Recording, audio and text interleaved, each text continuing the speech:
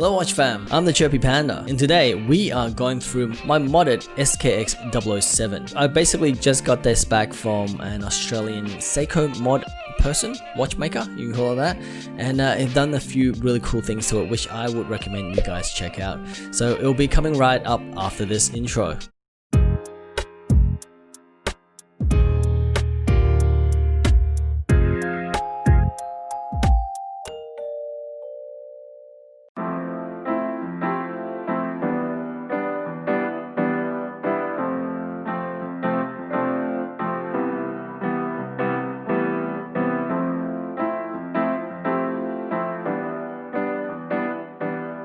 Welcome back guys. So in front of me is my modded SKX007. I think a lot of people are very familiar with this watch, and it is an absolute stunner of a watch. This is the SKX007J, so the Japan made version. And what I did to this watch was a couple of things. Number one, I upgraded the internal movement from the 7S26, which is non-hackable and non-hand windable, to the NH36, I think it's just NH36, which is also a Seiko movement, and that has added the ability to hack the second as well as hand wind, and I believe it's also a little bit more accurate in terms of timekeeping wise.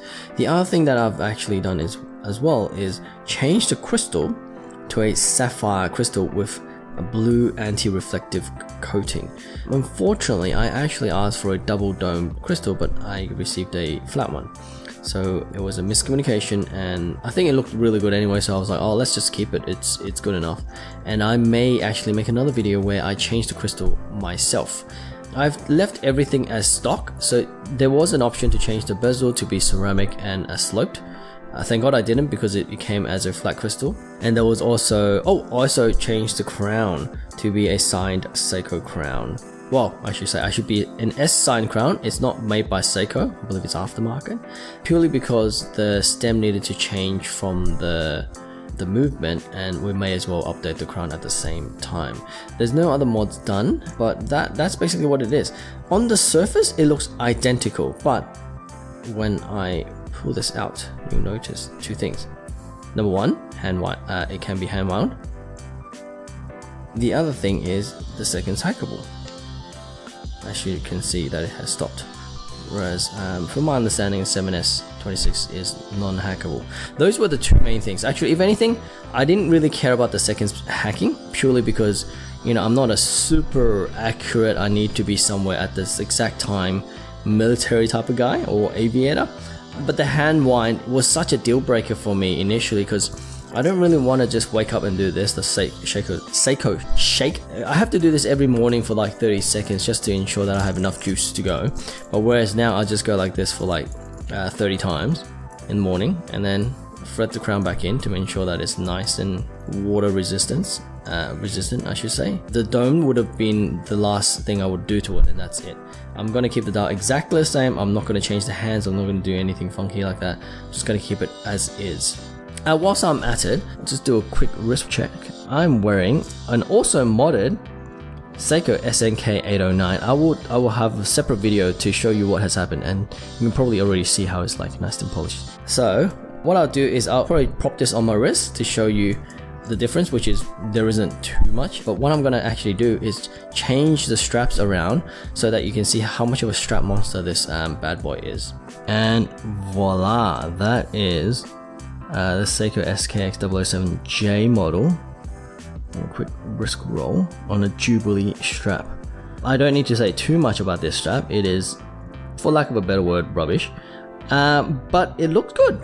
I mean, it looks good, but the jangly is beyond the Jubilee factor. It is also just really hollow feeling, and it's got like obviously hollow end links, and this is press collapses. Can you hear that? That's not because of the Jubilee, let's be honest. But that's the SKX007 after the mod. I guess for you guys it's like, well, it looks exactly the same. Well, it kind of is, but it's much better internally, you see. And what I'm going to do is quickly switch out some straps. I've got a few here. Let me bring it up. I've got a Perlon strap. I want to try this beautiful red and blue NATO. I believe this is the Bond strap. Actually, I've got a whole host. I've got a whole host. So, and this military looking green NATO. I don't have a leather strap, which I probably should check it out, but it's sacrilegious, isn't it, to put a dive watch onto a leather strap? I've heard, at least. I don't really mind. I'll be right back, and as I pop these things on. Okay, now managed to get the band off. It actually comes with really the fat. Is that what you call it? The thicker spring bars, which is actually pretty good. It's just really hard to get the spring bar tool into this nook to get it out. Anyways, let's go with the red NATO first. So for those that don't know how to put a NATO on, make sure that the back of it is separate, the NATO strap. And then what you need to do is strap it from the 12 o'clock downwards. So I'm doing this through the camera, by the way. Pull it up, then thread it through the 6 o'clock. Make sure your finger's not stuck like me. So it's like so. Then thread it through the little hanging strap there, so that it's nice and secure. And that is the strap done. Now let's put this on the wrist. And voila!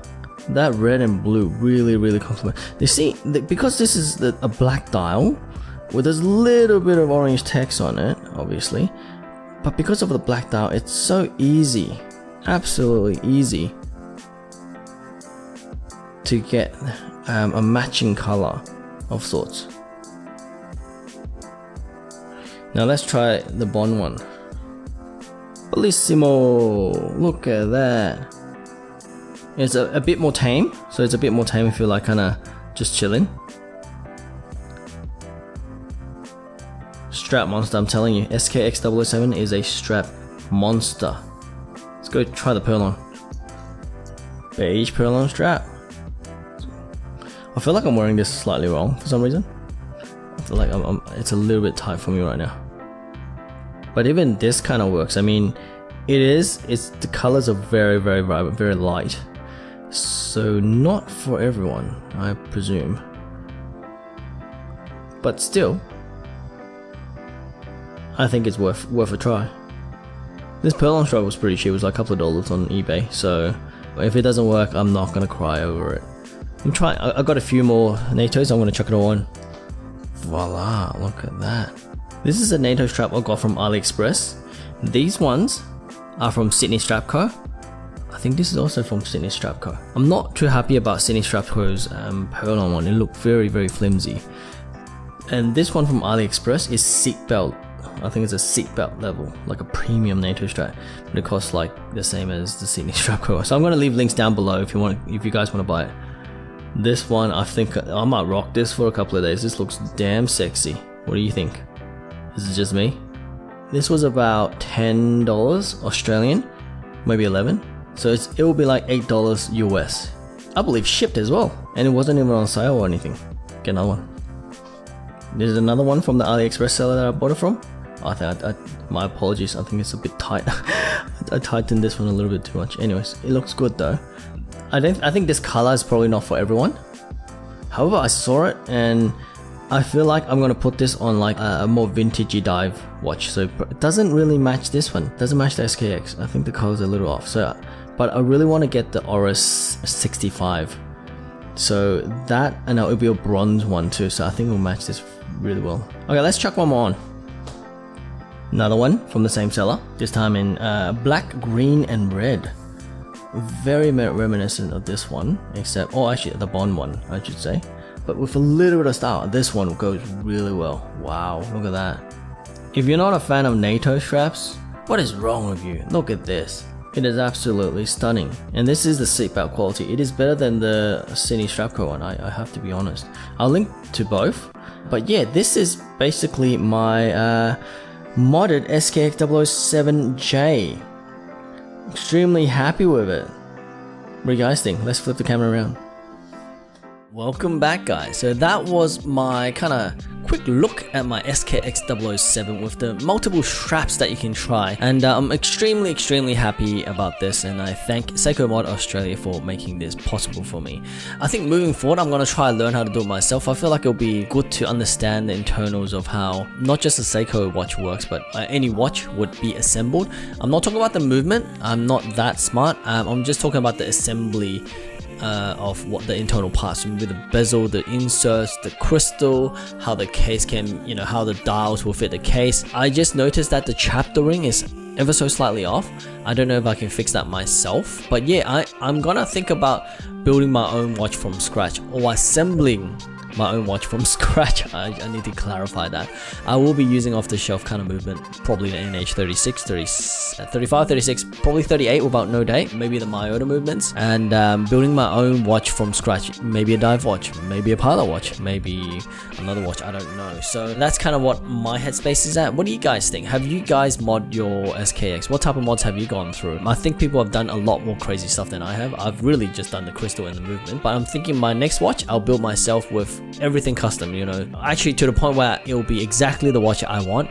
Unfortunately, it'll be a sterile dial because, you know, I have no brand. It'll just be like a really, I'm looking for vintage stuff. It's a vintage type watch. So anyways, if you like the video and if you like my modded SKX 007, please hit that like button. And if you haven't already, please consider subscribing. I post weekly watch reviews, watch discussions. I'll be doing some more mod stuff myself so that, you know, you can follow me on the journey. Leave me a comment. Tell me what type of mods you've done to your SKX and what I should probably do next.